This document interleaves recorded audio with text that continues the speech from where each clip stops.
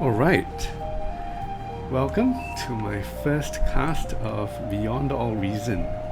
I'm Xiaoyi, and here we have a game 1v1 in the 1v1 Beyond All Reason Farm League, organized by Farm Men, and our two players here are Steel Blue and Science. And you can see that their open skill rating here is 26 and 23. I'm not sure whether these are updated because I think they just refreshed recently, but you can be sure that these are some pretty good players.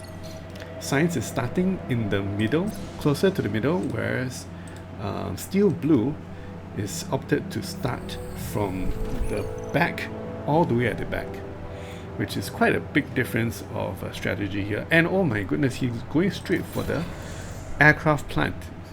You know that in many in most advice videos, people will advise you not to start with aircraft plant, especially not in 1v1s. But Steel Blue is taking that completely out of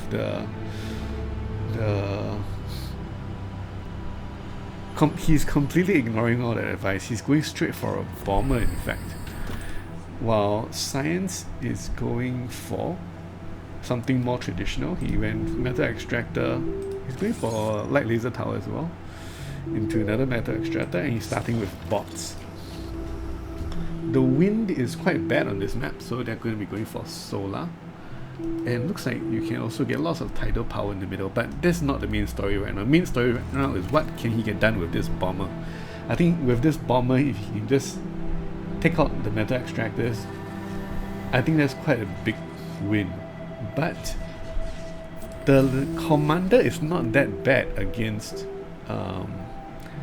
air, so the bomber cannot stay in range of the commander for too long. Oh wait, there's a distal already. He already knows that this is air. Not sure how he knew, but yeah, apparently he already knows that this is air. And he has made a distal, which is perfect. It's the perfect counter. He's also scouting now with a grunt, and Steel Blue has nothing but the commander to defend. And commander is going to defend. This is a very special map indeed. And right now, so far, advantage is definitely for Science, I think, because Steel Blue opened up with aircraft, but he got absolutely no damage done. And now he's transitioning back into bots, but he's so much slower, and he only has exactly one metal extractor. Although I noticed that this metal extractor is quite interesting because it's 5.2 metal. Yeah, look at how powerful the distils are. Absolutely blowing those aircraft out of the sky. Yeah, there's 5.2 metal in the corner, which is a lot. It's actually nearly 3 of oh man, look at that. Another bomber went down. It's actually equivalent to nearly 3 of the regular metal extractors in the middle of the map. And that's pretty much all the extractors on the map, right? Just the ones in the corner, 5.2, and 8 metal in the middle. Very interesting map. And I believe this map was picked by, let me check. This map was picked by Steel Blue. And he has prepared this special strategy, but looks like the opponent is getting the much better end of the stick right now. And he even has the middle, which allows him to get extremely efficient 80 tidal speed energy production from the tidal generators in the middle. I think Science just needs to think about how to close this game out, how to firm up his lead, make sure Steel Blue can't come back into this game. You can see in terms of production, Steel Blue is a little bit ahead on metal. Why is he actually not that much more ahead on metal?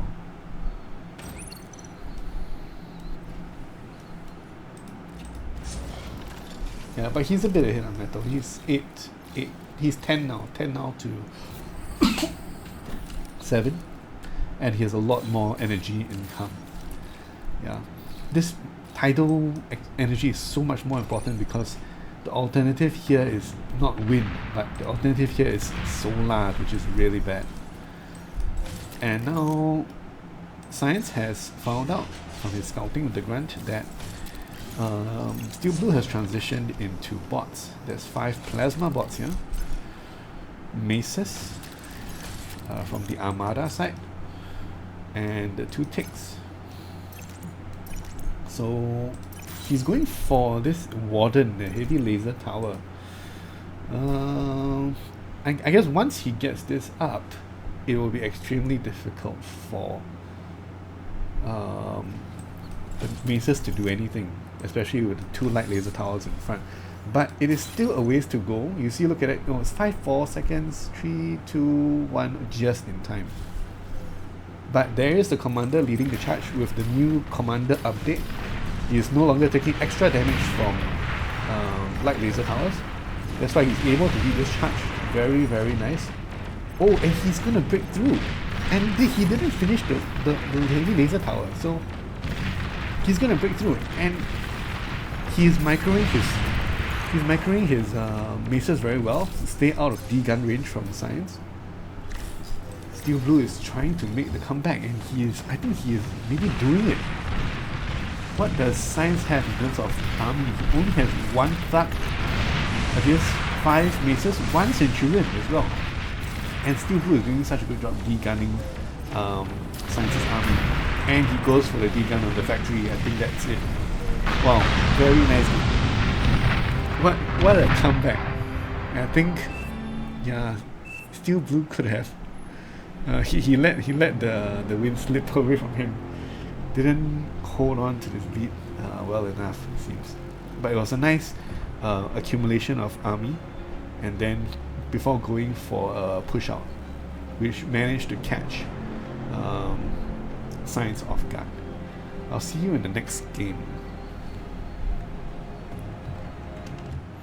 Alright, we're back with the second game. The first game was on Hooked, and that was Steel Blue's map, home map. So that's basically his choice of map. And this time it's going to be Science's home map, which is faster than light. Fantastic game, also a very interesting map. So let's get started. Let's see what Science is going to have in store. Again, we are seeing different starting choices, starting location choices. Science starting at the low ground, closer towards the middle. That allows him to get to the middle faster, and in many 1v1 games, getting to the middle faster is quite important.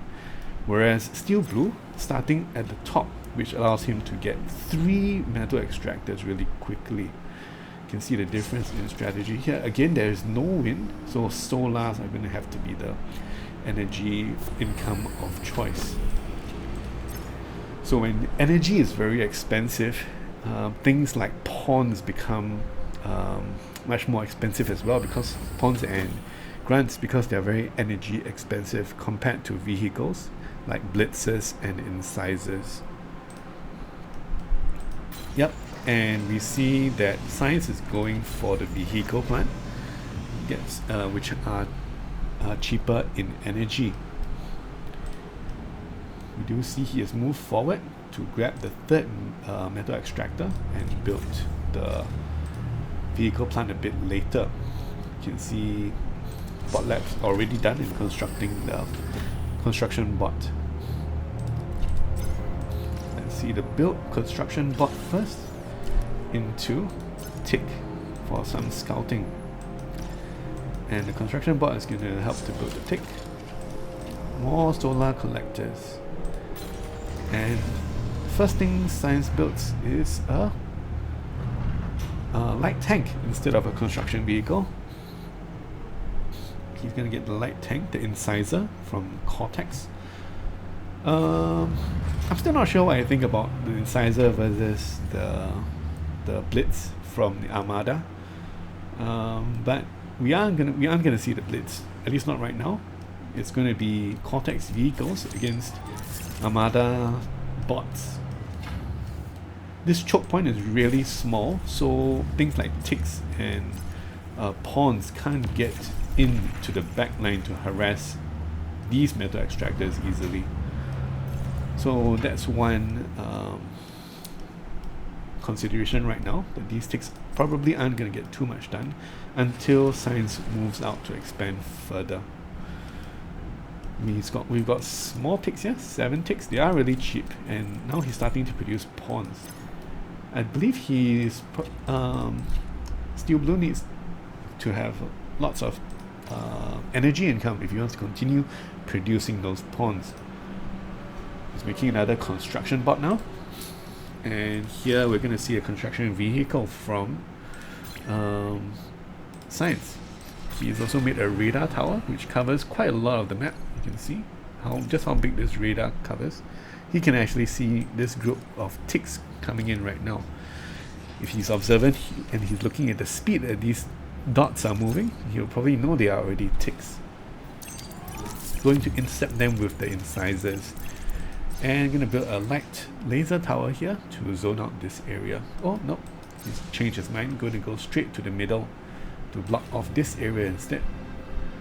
Steel Blue also responding with radar of his own. And he's got 3 constructors, getting more solar, showing that he probably wants to make his make more pawns, which do need quite a lot of energy. They're going to make a construction bot and some anti-air towers as well, but there's no air coming from Science. Instead, he's going to claim the maxes up top and going to queue up a bunch more solar. His commander has moved towards the middle and is going to try and claim this area of the map. 2 incisors going down here, and these ticks aren't getting that much done, although they are pretty cheap. 3 pawns managed to chase down the incisor. Incisors are not very fast, unfortunately. I believe they're only 86. Yeah, that's about the same speed as the pawns. 84, which is why it's kind of tricky if you get caught by the pawns. It's not like blitzes. Blitzes are 99 speed, so at least they can run away from pawns pretty reasonably well. And when they attack with their plasma guns, blitzers I mean, they deal full damage at pawns which are chasing behind them. Whereas incisors, when they're shooting at max range, of course they're laser beams, so they deal half damage. Yeah, I think the pawns, they're not going to do that well with the light laser tower providing support here. We're going to see Lazarus, 2 Lazarus come up to resurrect some of these units. He's going to get the incisor as well. Very nice. But another problem is that resurrecting does cost quite a lot of energy, and remember, energy is scarce on this map, it's expensive, having to build those solar collectors. On the other hand, Steel Blue has gotten these 3 maxes, and he's moving up to get 2 more maxes. He has 5 maxes, whereas Science does not have these 3 maxes yet. Oh wait, I think he did have these 3 maxes, but they got blown up by, I think probably the tick run by. I'm sorry I didn't catch that. But Science does have these maxes instead. And we're going to see the commanders face off head to head. It's always interesting because now with the commander update, they are both immune to the disintegration gun. And we're going to see disintegration gun right here. Oh, it just misses. Just slightly out of range of that light laser tower. Oh, and Science is actually pushing straight. He's got the health advantage. Yep, that he should definitely just chase. Oh no, why not chase? You just chase, because they move at the same speed. Eventually you will actually kill the opposing commander as long as there's no reinforcements coming in. And now a pounder has come in, really slow, but very strong in the tier 1 battles because they deal a lot of AoE damage. Yeah, Science should just be going in and trying to shoot this guy with the laser, commander laser. That's what I think. And here there's more pounders coming in. I think by themselves they are just fine. Better with a bit of support from other units. The advantage is they have lots of AoE damage. Oh, but they're actually doing pretty well against these maces, but they are going to get taken out. Yeah, okay. So far, in terms of income, it's still pretty even. Steel Blue does have a bit more income, 28 against 23 metal income, and energy is pretty even as well. One strong thing about bots is that, of course, you have the res bots. So being able to resurrect your opponent's wrecks is a huge thing in 1v1. That's always one of the advantages of having bots over vehicles. And right now we can see that there's actually these vehicles taking... Oh, wait, he's not taking down... He should be taking down these two maxes, but I guess he didn't see them. Can't do everything at the same time in this game. And back home, he is making some construction turrets. Looks like he's getting ready to move to tier 2, it could be. Or at least to ramp up production. Now that he has gotten more metal income, he's gonna start getting more metal. There's kind of a stalemate up top with lots of light laser turrets and action in the middle. 5 Lazaruses. Compared to Science, he has no construction vehicles in the front line to reclaim the wrecks. So when they are trading like this, actually I think Steel Blue is getting the better end of all these trades. He's actually managing to control the wreckage battlefield. And claim the spoils of war with all the wrecks getting resurrected. All these pounder tanks turning sides against the Cortex army. And 2 maces. Are they going to chase down? Are they going to take down this pounder? I think it's very close. Oh, he stopped chasing. Oh, he gets the last shot, the sniper shot. But here is the main fight. Look at that, with all of the resurrected units. And even while in the fight, the Lazaruses are also resurrecting units. Oh my goodness. And he manages to get a complete breakthrough. I think this is the end for Science. He's getting surrounded by these tanky tier 1 units. He doesn't have enough D-guns to shoot them all. And I think this is going to be 1-1. No, this is going to be 2-0. 2-0. There was already 1-0 for